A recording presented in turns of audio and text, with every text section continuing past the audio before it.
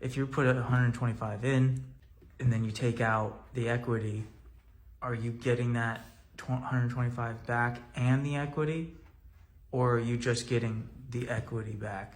You or get what the part numbers of the allow you to get. You may be, you may have a job, your day job may pay you $40 an hour. So you're bringing in, somewhere between $1,500 and $2,000 a week in income. And you say, I don't really care about the cash flow. That is not what I want more money out because I want to do the job again. I don't, as long as I'm not losing money with it, I'm fine. And even if I lost a little bit of money, I'm not real concerned about that. Then you pull out what you can pull out. You don't worry about the note because it's still, apparently you pulled out less than what it's bringing in. So it's still gonna make you a little bit money or break even. And then you go do another house. You're still getting appreciation on the house. You're still getting depreciation on the house. You're still getting principal reduction on the house and a little bit of cash flow. So you're still making money in 4 different areas. And now you got 2 houses that are worth $200,000 that you're getting, let's say you're getting 5% appreciation on. So you got 2 different houses, that's $20,000 a year you're making. And it's just over and over and over. It doesn't get rich quick. It get rich steady. It's getting rich for sure. And it's not about one and done, let's go in and hit a home run. In my opinion, that deal with $500 a month cash flow is a home run. I mean, you don't have any money invested in it. It's an infinite return on investment. If you pull out everything that you have invested in that project and you got that money in your pocket and you don't have a penny invested in it and you're still making $500 a month off of it, that's a pretty good investment. Then you go do that again. Now you got 2 houses. You got nothing invested in either house. Then you do a 3rd house. Is it feasible for somebody who doesn't have $125,000 to do that? They would realistically be going to a bank and the bank would give them all of that? So you can do a construction loan. It's going to take a little bit more time. It's going to be a little harder. How do you get approved for that if you're just a normal person? You would hire a contractor, probably. It would make you hire a contractor. And then you just follow their rules and do it. But you can still do it. They're going to let you pay for it. You can still rent it out. And then at the end of the 12-month period of time, they're going to make you wait 12 months to do a cash out refi. And at the end of that 12 months, do a cash out refi and pull your equity out. It's a longer road to get you there, but you can still get to the same place. You can still get there. And you lose a little bit of time, but this next time you do it, you pull enough money out of that right there, and then you may still have to do part of a construction loan. Now you're not dealing with it as bad. Right. And you just keep doing the same thing. You have maybe another thing you got. Maybe you got a dad that's got $100,000 sitting in a CD somewhere or some money market account that's making him 5% a year. And you say, hey, Dad, can I borrow $100,000? I'll give you 10% return on investment. So now you got to give him at the end of the 12-month period of time, you got to give him $10,000 on top of this $100,000 I gave you. So you build the house. Now you borrow $110,000 out of the house, or if it's $125,000, now you borrow $135,000 out of the house.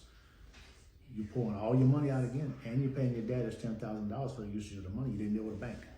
You got nobody watching over your shoulder. You got nobody telling you, hey, I can't give you a draw just yet, or we only want to give you this much money. And you're always stressing out trying to pay contractors. I don't like construction loans because I don't like dealing with somebody else controlling my ability to pay people. I have a name where I pay people when I owe them the money. We get it to them right away. We don't sit on it. And the bank makes that harder for you. The bank I don't deal with the bank on that. Right, but if you were to deal with the bank, if I deal with the bank, then they say, okay, whenever you get the foundation done, we're gonna give you X amount of dollars. Oh, okay, so they checkpoint you. When you get the framing done, we're gonna give you X amount of dollars. So your framer come in there and it's not 100% done. He's dragging his feet. He needs you to give him money. Well, I don't have money until you get it finished. I can't pay you. And then, then everybody's always mad. Everybody's mad, and I want to live in an environment where everybody's happy, everybody's content. You'd have to tell them up front, like, hey, this is how this is getting built. Yeah, Are you okay with doing it until it's done? They understand that. Yeah, but they're still annoyed. Well, whenever something goes wrong in the bank, you call the bank up and say the framer got done today. Okay, I'll be out there one day next week. And then I'll show up over there for 7 days to give you the money to build. So long.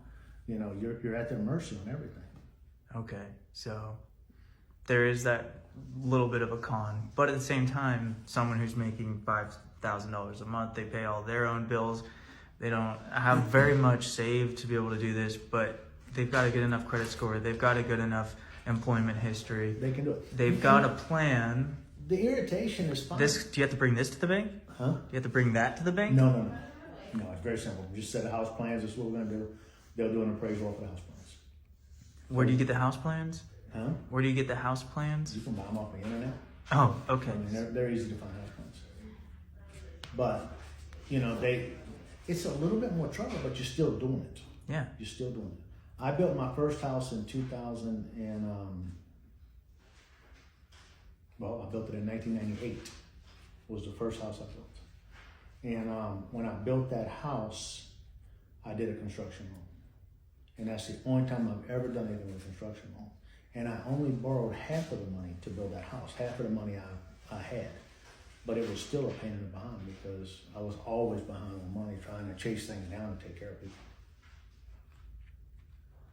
And I don't recommend somebody with no experience of building to run that project. Hire somebody that knows how to do it. Don't hire your friends.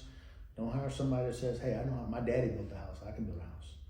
You know, it might work out good, but I'm going to tell you there's so much room for error in that right there. Yeah. It isn't worth it. I mean, qualified contractors are huge. Never prepay for nothing. I don't care what they tell you.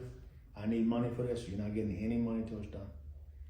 Especially if you're on that program with the bank. I can't buy the lumber package. Well, I will go pay for the lumber package. That way I know it's paid for.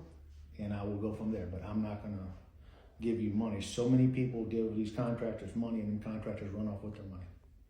If that contractor can't afford to float his payroll for a week and a half or 2 weeks while he does your construction of your house, find another contractor.